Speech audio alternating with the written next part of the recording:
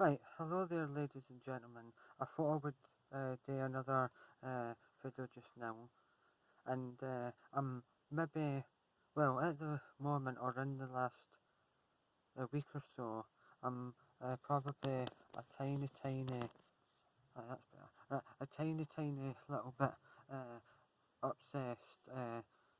But I've not done too many as much as I used to when I done my first 2 years of YouTube, but I've never really been into like what is the meaning behind songs or stuff.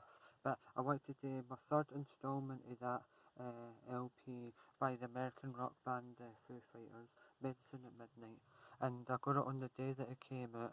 And now that I've had lots of time to dissect and take apart all the songs and understand them or try and understand them, I just thought I would go through them all. But when I was watching the Foo Fighters today on YouTube, because I've not done that in ages, I just thought to myself, what does, what does No Son of Mine mean if he's not even got a son? Because that's silly that. But the drumming and guitar, and if you were to just have that as an instrumental, would like be a tribute to Motorhead. So it's really good though. But uh, I'm not musical in any way, shape, or form. Only my ears, because my ears like good music. But no son of mine will ever do the work of villains, the will of fools. If you believe it, it must be true.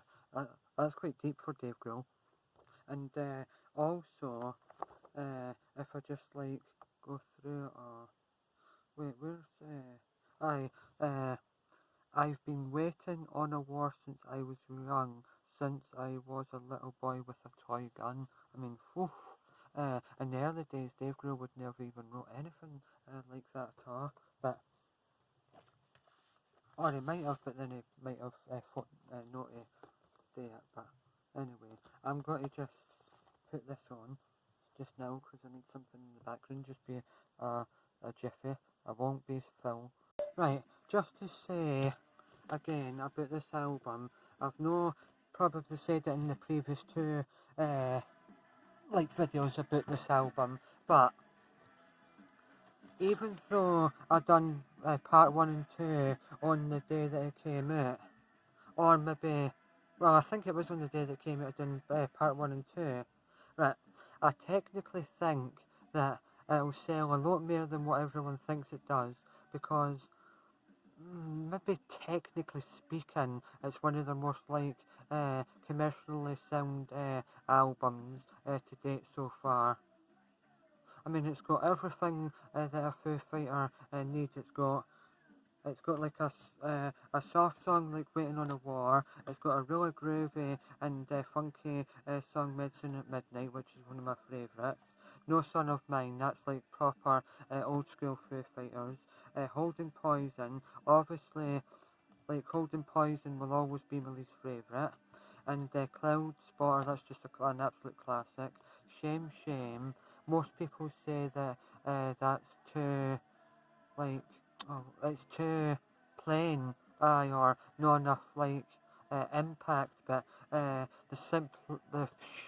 sheer simplicity of it, especially the drumming, even though it looks simple, it'd be hard to keep up doing it all the way through the song. But that's why I like Shame Shame, because of the simplicity of it and the grooviness. And obviously, Dave Grohl was influenced by David Bowie's Let's Dance, because he's even said that when he went through all the songs and was talking about them. So that came from the man himself. But and when I heard it about maybe 4 times, the song you can hear in the background, Making a Fire, I really wasn't keen on it at all, but now I absolutely love it. But if I had to say, right, it would be either Cloud Spotter, then Waiting on a War. I don't know, really. I mean, I didn't really understand or get Chasing Birds at first, but nowadays it's an absolute classic. The music video is absolutely amazing. And Love Dies Young, I really liked that because at the start when it like goes into the heavy bit, at the start, it reminds me a wee bit like a dance song in the early 90s or a really upbeat dance, the Killers song, I think anyway, in my opinion. But, so as I was saying, Chasing Birds is a Brown song. Holding Poison. I mean, sometimes when I hear it, I think it's no bad, but it definitely will, as I just said, be my least favourite. No Son of Mine. At first, I didn't really get it, but then I really do now. I mean, good God, if you love guitar and drumming, that just sums up what guitar and drumming is all about. I mean, when you hear it live, good God Almighty, I just love to be Taylor Hawkins. Oh, just love to batter something for 3 minutes solid. Aye, it's great. You must have so much fun just smashing something. It's good like if you support a team and you're a drummer and they either draw or lose, you just smash your drum kit to pieces. I love songs that punch in the face, and No Son of Mine does. I really hope their next album is like a no holds barred, where they go in and they do it on tape and they dilute it, oh, everything, and just make it pure unadulterated rock. Aye, like what they did with Wasting Lights. I hope they make another like Wasting Lights 2.0, but like more like put up to 11. Aye, because that's their disco album, which is absolutely incredible. And oh, Shame, that's brilliant. I just love the impact. And recently, for some reason, I've always like properly listened to the like extra bits and songs in the last 3 years have made me go either like this or this. And basically nowadays, if a song doesn't make me do the two things, then it's not a good song, in my opinion. But uh, for some, for well, no, for some reason, it's just the main reason is that when I hear a song, I've got to feel the realness in it or feel the groove in it. And if I didn't feel the two things, it doesn't interest me, and I lose interest in the music, the piece of music that was created for your pleasure. But I mean, it's colourful, I would say that, but it's not their best front cover. I don't know what's their best front cover actually. In fact, wait there. That That is really a phenomenal front cover actually. I never really thought it, but that's my favourite overall for some reason. I just like well, I was going to say simplicity, but there's nothing simplicity about that. It's all the cities they went to, the cities put into a picture.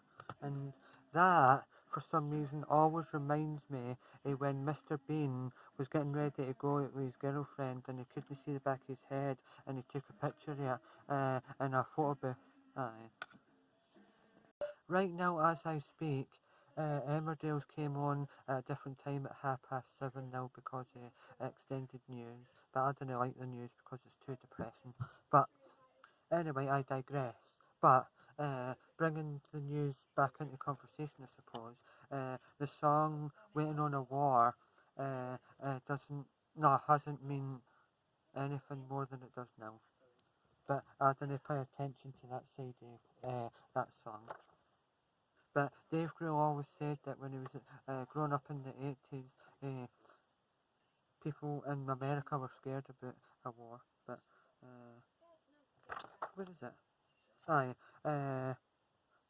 just wanted to love everyone. Is there more to this than that? Is there more to this than that? Is there more to this than that? Just waiting on a war. Every day waiting for the sky to fall. Big crash on a world that's so small. I mean, I can't believe some of the lyrics in this album, even though it's well, upbeat in terms of like the beats, but no the lyrics definitely no, because that's not upbeat. They're waiting on a war. How can that be upbeat? Aye. And shame, like, oh, shame. So that's not upbeat, but making a fire, how can making a fire, well, to keep warm, but, aye, I mean, I've been waiting, elevating, hanging on a line, hate to say it, you're the new favourite going out of style. Huh, I mean, some lyrics in here that I never thought he would dabble with or put pen to paper. Chasing birds to get high, I'm never coming down, chasing birds through the sky, I'm never coming down. That would be quite a good song, like if it was to get the DeLorean for Back to the Future, take that back to the 60s, it's perfect. That looks like it would fit nicely in the 60s. But most of the Foo Fighters songs would fit into the 60s, 70s, 80s, and very early 90s. So, they're timeless, is what I'm trying to say, basically, and in essence. Love Dies Young's a really funny music video, but the first like 4 minutes where that guy talks to him is rubbish. I just skipped that because I want to hear the song. But well, one of them talks about making a fire. Well, I did because I said I didn't like that one at first, but I do now. But holding poison, aye. Wait, if I just get to it. I got this thing and I've been talking out on you, taking it out on you. Poor you, like a machine that's always breaking down on you, breaking down on you. So true, I spin around and then out of the blue, I'm holding the poison down, holding the poison down. Something to drown on you. I mean, holding the poison. So does that mean he's drugging someone or something? Like holding the poison down on you and putting it on you? Wait. Breaking down on you, so true. I spin around and then out of the blue, I'm holding the poison down, holding the poison down. Something to drain on you, drown on you. Huh. Oh well, can take that with a pinch of salt. Whatever that means. That's the one that I'll never understand what he means by it. I'll just take it for what it is, but no son of mine, when I heard it today, I just thought, oh, good God almighty. When I heard it today, I thought, oh, that is so much better than I ever imagined. I mean, I did always love it because of the guitar and the drumming, but I need to hear Chasing Birds again, but he did say when he was talking about each song that he's only got to use Chasing Birds for special occasions. Probably go to places where Foo Fighters have been asked to play, but it's not like they're sort of scene. They'll do that one because special occasions and a softer one. But making a fire, spread the news, but don't believe the hype. All right, are you afraid of the dark? I know a place we can start, but if this is the last time, make up your mind. I'm waiting. I'm waiting a lifetime to live. It's time to ignite, making a fire. So, is it? I don't know. Just based on these lyrics, is he like down about something and then the fire's about breaking through the madness or something? I don't know. But it's a fantastic song. Absolutely love it. And when I heard a live version, I thought that's so much better than I thought it was. Sometimes I think to truly appreciate the Foo Fighters, you need to hear them live on YouTube or at the concert. I've seen them twice before and they're absolutely incredible. So I think that'll be it for that then. I've already done 2 videos about this album, so it came out in 2020, so look out for it if you can. Ooh, I absolutely love it, so I do. And that guy there, he plays piano and, well, the other thing, piano and keyboard, that's it. Aye, and that you can hear it on that album, aye, so he's slowly seeped his part into the music. But it's an absolutely fantastic album to start to finish. It's got soft and good lyrics and good drumming, good guitar, and it's well produced. But it's not the type of album you expect for the Foo Fighters. But it's great though. It's good that they went in that direction. I think, in my opinion, change it up a bit because they've been doing it for so long now that they need to have a different direction. So that was Foo Fighters' Medicine at Midnight review. Well, a more in-depth review because I've had so much time to dissect it in my brain and listen to it in its entirety and give you a pure, honest opinion and a more like musical opinion about it, I suppose. Even though I can't even play a note or a drum beat to save my life. But anyway, that was Foo Fighters' Medicine at Midnight vinyl record LP review.